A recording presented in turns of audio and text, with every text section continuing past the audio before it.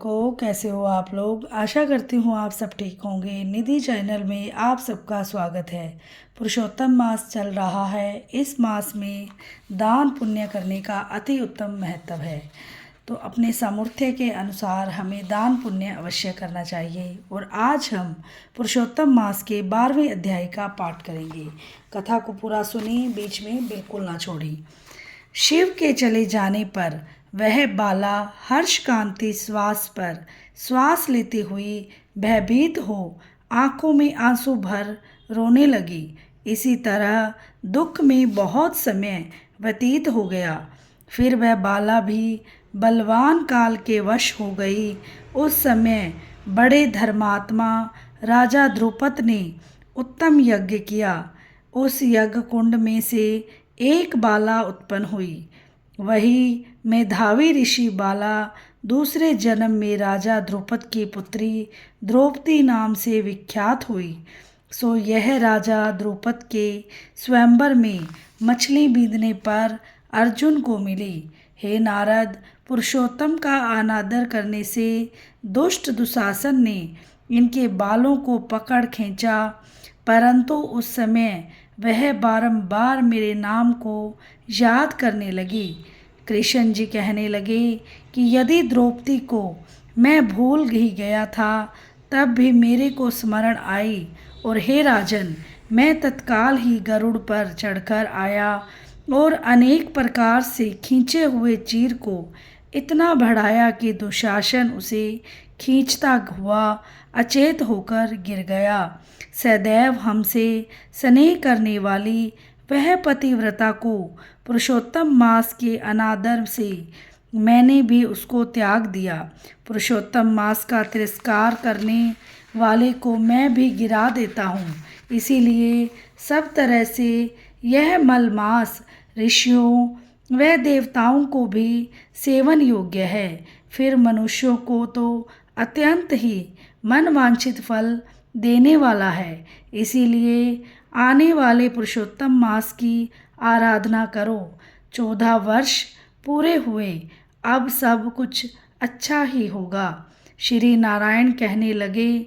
इस प्रकार श्री कृष्ण द्रौपदी और पांडवों को समझाकर द्वारकापुरी जाने की इच्छा से बोले, हे राजन, अभी विरह से व्याकुल द्वारकापुरी को मैं जा रहा हूँ।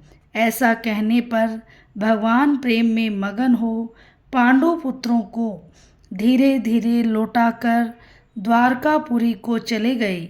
नारायण बोले, द्वारकानाथ के द्वारका जाने पर युधिष्ठिर अपने भाइयों सहित तप करते हुए तीर्थों में विचरने लगे। हे नारद, भगवान के प्रिय पुरुषोत्तम मास को मन में धारण कर और कृष्ण का वचन स्मरण कर अपने भाइयों और द्रौपदी से बोले, ओहो, आप सबने पुरुषोत्तम का महात्म्य सुना है। पुरुषोत्तम का बिना पूजे कोई कैसे सुखी रह सकता है। इस लोक में भी वही धन्य है, वही श्रेष्ठ है जो अनेक तरह से भगवान पुरुषोत्तम को पूजता है।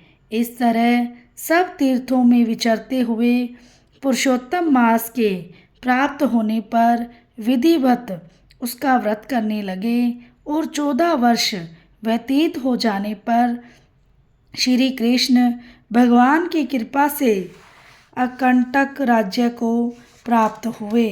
तो इस तरह से दृढ़ धनवा भी पुरुषोत्तम मास के सेवन से पुत्र और पौत्रों तथा अनेक तरह के सुख भोग कर योगियों को भी अति दुर्लभ भगवान के लोक को गए।